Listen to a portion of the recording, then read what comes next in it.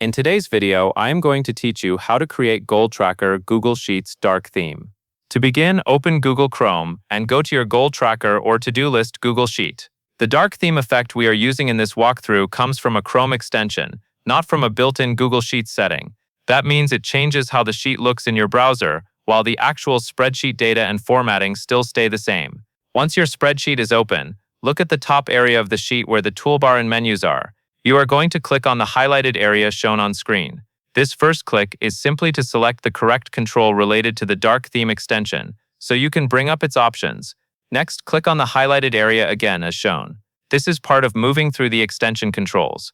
When you are working with browser extensions, it is common to have to click once to open a small panel, and then click again to choose the exact feature you want.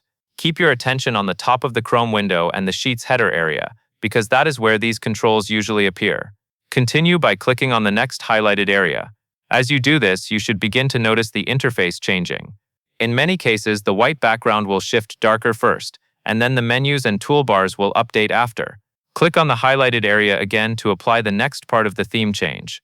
If the colors look slightly off at first, give it a moment.